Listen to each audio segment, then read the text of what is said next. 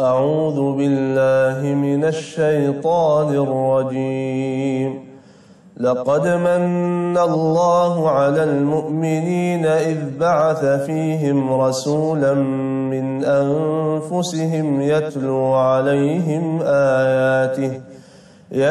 عليهم آياته ويزكيهم ويعلمهم الكتاب والحكمة وإن كانوا من قبل لفي ضلال مبين أولما أصابتكم مصيبة قد أصبتم مثليها قلتم أنى هذا قل هو من عند أنفسكم إن الله على كل شيء قدير وما أصابكم يوم التقى الجمعان فبإذن الله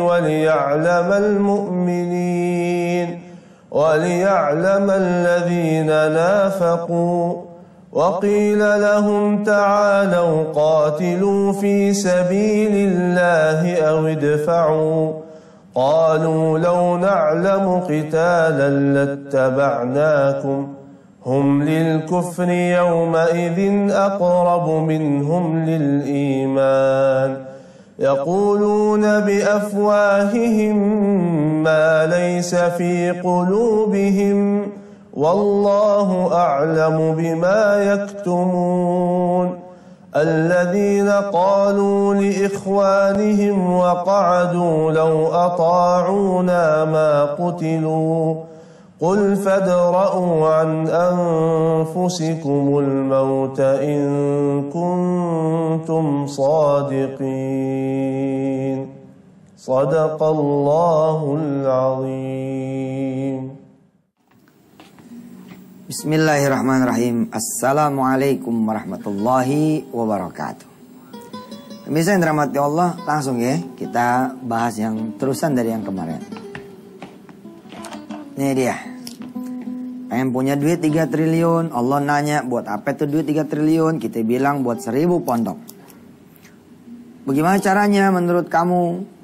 So, untuk bisa punya 1000 pondok itu, saya bilang saya punya 3 triliun.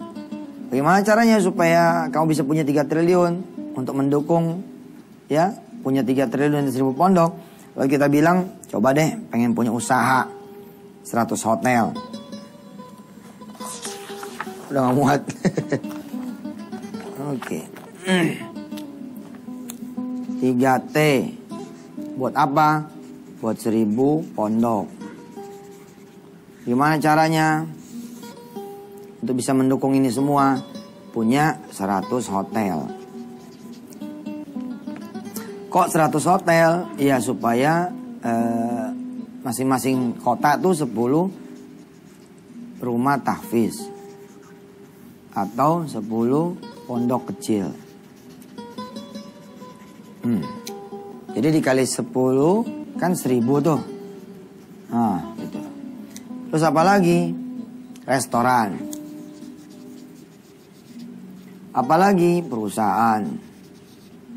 Nih macam-macam nih perusahaan nih. Saya mikirin yang tambang, sawit, emas, eksim, ekspor impor, travel. Pengen punya maskapai penerbangan. Oke. Yang mana semua? Ini juga ditanya lagi sama Allah. Terus kalau aku izinin 100 hotel, ya itu dia, ya Rob, keuntungannya buat ini nih, buat bikin 1000 pondok. Nggak nyangka loh saya, kalau kemudian ini semua dikabulkan oleh Allah, plus. Banyak yang saya tidak mohon, dikasih oleh Allah Subhanahu Wa Taala.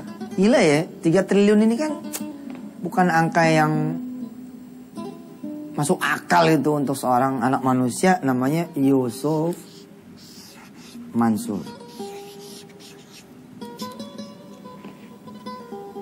Karena pada saat saya bermimpi punya 3 triliun ini, utang saya masih 1 miliaran. Ampun. Tapi ya, saya udah bilang ya di episode kemarin itu loh. Nah, Yang penting ya punya mimpi. Mimpi itu kemudian ya merapat kepada Allah, mintalah ke Allah, lalu bergerak. Nanti masalah mewujudkannya, eksekusi ini ada sama Allah Subhanahu wa taala. Dengan cara-cara yang kita tidak pernah tahu, nyampe aja begitu. Ilmu keyakinan diri, ilmu kepositifan, the power of mind, the power of dream bisa bikin kita nyampe, apalagi the power of Allah Subhanahu wa taala. Ini nyampe nih. Ya, 2006 nih. Kemudian di 2008 saya koreksi menjadi 4 triliun.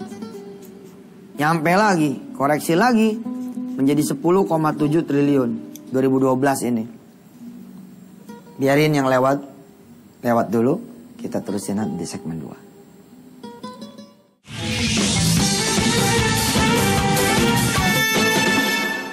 Oke. Allah kan terus nanya nih ketika Allah bilang, "Sof, kamu mau punya 100 hotel?" "Iya ya Rob." Oh, jadi keuntungan bangun hotel itu nanti buat 10 rumah tahfiz atau 10 pondok di sekitar hotel itu. Ya kira-kira begitu deh. Ini yang saya bilang ternyata sudah tereksekusi dengan baik oleh Allah Subhanahu wa taala. Tanpa perlu saya bangun hotel, 1000 pondok terlampaui. Sekarang jumlahnya saya bilang itu 3000 pondok.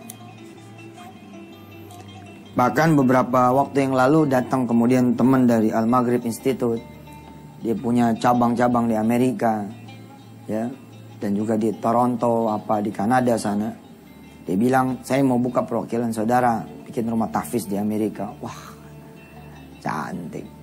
Di Afrika Selatan ada 2 rumah tahfiz. Kemudian di Jepang, berapa minggu yang lalu saya berangkat ke Jepang. Kita buka ya, di atasnya rumah tahfiz itu sebenarnya pesantren tahfiz. Tapi kita gulirkan yang disebut dengan tahfiz center. Kita pakai call center. Tapi biasanya call center itu buat bisnis. Ini call centernya buat Al-Quran. Disebutnya Al-Quran call. Kalau bangun madrasah kan di Australia masalah. Tapi kalau membuat kemudian satu rumah bisa menjadi punya layanan Al-Quran call, nggak ada masalah. Nggak ada masalah parkir, nggak ada masalah kemudian jam, masalah segala macam. Pakai Al-Quran call. Tahu apa yang Allah lakukan buat saya? Ternyata Allah memberi hidayah, menggerakkan Indonesia, membantu saya mewujudkan 1000 pondok, sehingga kemudian jumlahnya menjadi 3000 pondok. Sekarang memang namanya masih rumah tahfiz. Tapi jangan lupa, pesantren-pesantren besar di tanah Jawa dan juga di luar tanah Jawa berasal dari kamar kiainya kan. Kiainya pulang dari tanah suci, diambil kemudian murid-murid 10-20 anak.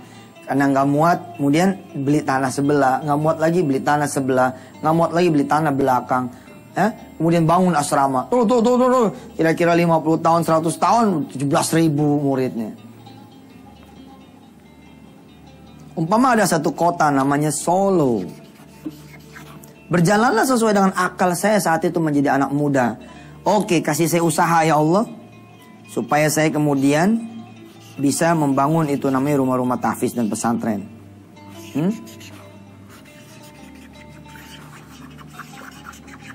Rumah tahfiz. Lalu Allah yang maha tahu segala ketidakmampuan saya. Allah yang tahu segala kekurangan saya bilang, Sof, aku kasih duit kamu juga, kamu bakal puyeng itu ngelolanya. Bagaimana kalau aku gerakin saja yang punya hotel di Solo? Kan tujuan kamu kalau punya hotel, keuntungannya buat rumah tahfiz toh.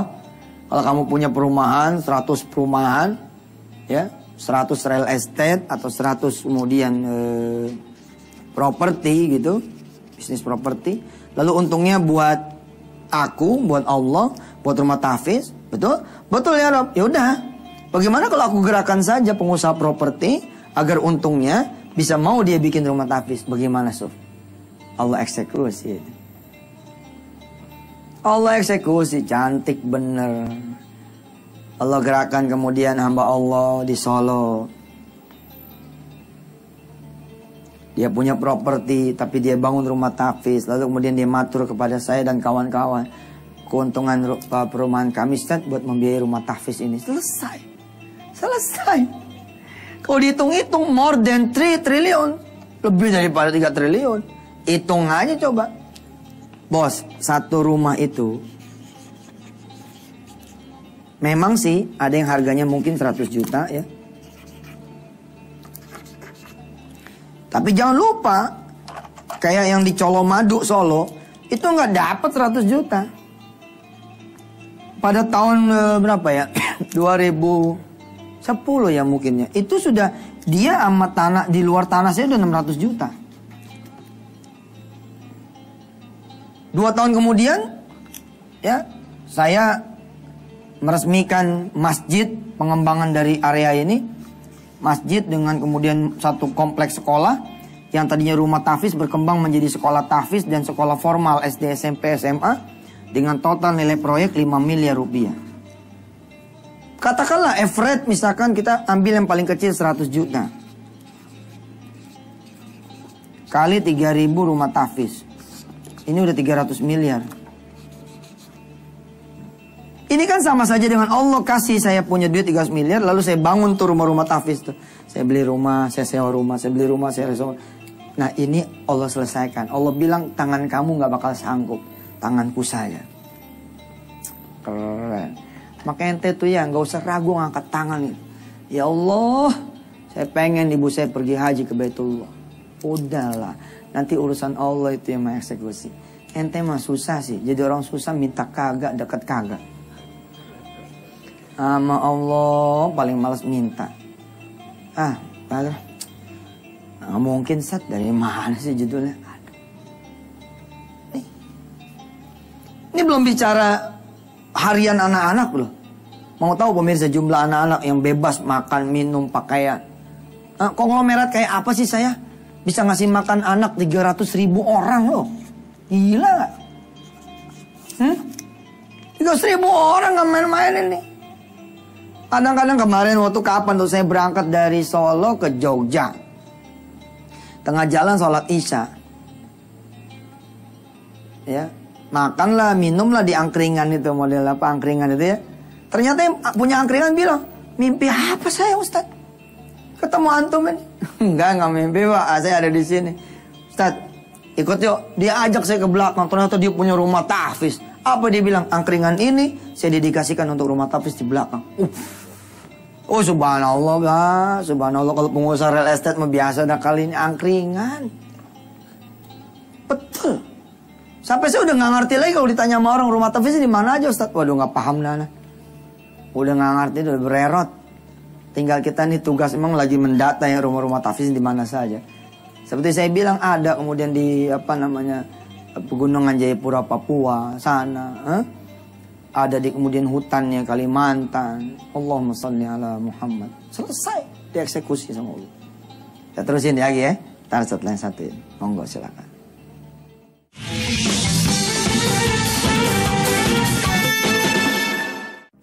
Dan hebatnya Allah pemirsa. Hebatnya Allah. Allah pun tetap memberikan hotel ini untuk saya. Hebat kagak? Ciri-ciri yang punya hotel apa sih? Masuk kagak bayar, pergi nggak diminta kan? Dia bawa bini, dia bawa anak, mau milih kamar mana aja. Masuk kagak dimintain KTP, nggak dimintain DP, nggak dimintain bayaran. Keluar juga nggak ditagih-tagih. Saya seperti itu. Dan Allah memberitahu berapa? Bukan 100 hotel, di 100 kota. Tapi di semua kota di tanah air yang tercinta ini. Coba-coba ada yang nagih dah, saya nggak mau masuk situ. Mau nyari gratisan aja. Tahu nggak? Udah dijemput saya seperti owner. Owner mah yang jemput siapa coba? Nah ini ownernya yang jemput saya coba. Kita investor bukan. Assalamualaikum Ustaz. Waduh kehormatan Ustaz masuk di hotel kami, subhanallah Ustaz. Panitia-panitia udah jemput saya. Masya Allah. Impian tuh sudah terlampaui, udah lewat dengan cara-cara kerja Allah yang sangat misterius. Allah bilang, engkau pengen punya maskapai penerbangan, Iya. Terus untungnya buat Allah nih, buat aku kata Allah. Iya. buat rumah tahfiz, buat pondok pesantren. Betul. Allah kawinin saya sama pemilik-pemilik perusahaan-perusahaan pesawat pribadi. Yang saya bilangin, ingat? Yang orang punya duit 24 triliun, aset dan duit 24 triliun. Insya Allah yang pada miskin jangan puyeng dengerinnya. Ya justru semangat gitu loh. Kalau cuma doa begini, ini namanya bukan doa kuantum.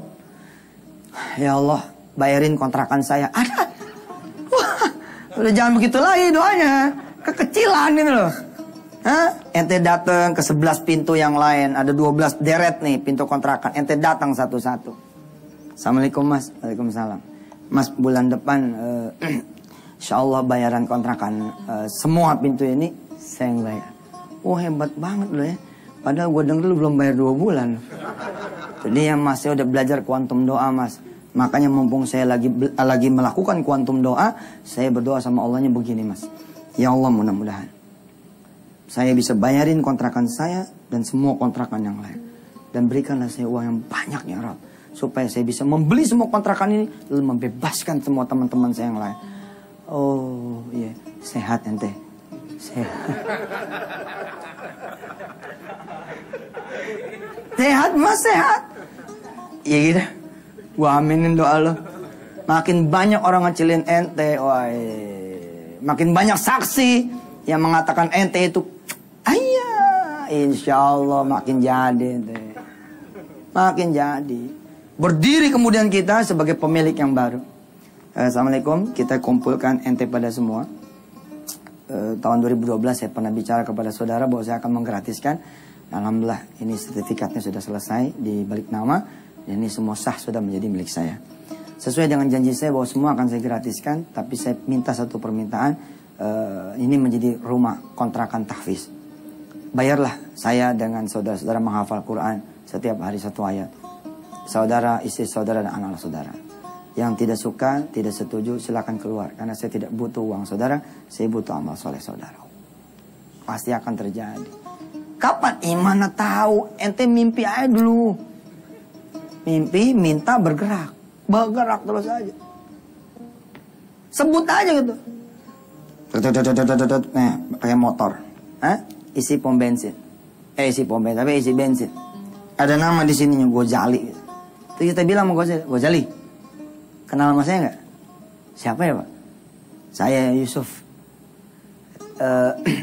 Enggak pak, kenal. Nanti mesti kenal mana? Karena aneh pemilik apa namanya pom bensin ini. Masa sih pak? Nggak ada tampang banget. Ente mana sama motornya? 95. Sekarang udah 2012. Nggak sekarang. 2 tahun lagi. Oh makin nggak percaya sih pak. Ya udah nggak apa-apa, pokoknya 2 liter dah tuh. Ya, yang punya pom bensin 2 liter. Jangan ngeledek loh. Aneh kan mintanya sama Allah nih. Berantem dia berdua. Bos, percaya. Ente tuh ya makin share mimpi ente sama orang lain. Lalu orang yang makin ngomongin ente. Asal ente tidak berhenti di share mimpi. Tapi ente bergerak, berdoa, bergerak. Saya nggak kebayang tuh kalau semua orang di Indonesia bermimpi punya presiden dan pemerintahannya dari mulai atas sampai bawah. Mimpi doang. Kita kan sekarang udah nggak bisa bermimpi. Gue mah udah nggak percaya. Ya sudah itu yang terjadi. Gue mah nggak percaya ada pemimpin yang bersih. Gue mah nggak percaya ada pemerintahan yang bersih. Gue mah nggak percaya dah sama anggota dewan. Ya udah, karena semua hampir mungkin lebih dari 50% penduduk Indonesia kayak gitu, maka Allah akan mengabulkan itu. Jangan dong, percayalah. Someday somehow, insya Allah, dream comes true. Akan ada Presiden Republik Indonesia yang dicintai betul sama semua kawan dan lawan. Akan ada menteri-menteri, masya Allah. Akan ada gubernur-gubernur, polisi-polisi, jaksa-jaksa, hakim-hakim, pengusaha-pengusaha yang soleh, insya Allah. Insya Allah. Kita masih akan terus nih cerita ya. Ya, seperti omongan saya kemarin. Kalau doa tuh begini. Karena udah tahu cara kerja Allah, jangan doa cuman, ya Allah saya pengen deh punya mobil. Enggak, kasih tahu Allah yang ada BPKB-nya, yang punya sendiri. Nah itu. Yang nomornya adik, saya juga begitu. Saya pengen juga punya 3 triliun, 4 triliun cash. Terbukti nggak? Insya Allah, bayangannya udah ada. Insya Allah ada dikit lagi. Saya koreksi kok jadi 10,7 triliun. Insya Allah ya. Selamat puyeng. Besok kita terusin lagi. Mudah-mudahan Allah jabah semua kesulitan saudara. Hilang kesusahan saudara kemudian diangkat. Al-Fatihah. A'udzubillahi minasyaitonirrajim. Bismillahirrahmanirrahim. Alhamdulillahirabbil alamin. Ar-Rahmanir-Rahim. Maliki yaumiddin. Iyyaka na'budu wa iyyaka nasta'in. Ihdinas siratal mustaqim. Siratal ladzina an'amta 'alaihim ghairil maghdubi 'alaihim waladdallin. Rabbighfir lana wa lana. Amin. Makasih banyak saudara. Mudah-mudahan Allah meng-up semangat saudara, meng-up keyakinan saudara, dan juga menggerakkan saudara untuk menuju pada apa yang saudara impikan, yang saudara inginkan, dan saudara yakini. Sampai ketemu lagi. Wassalamualaikum warahmatullahi wabarakatuh.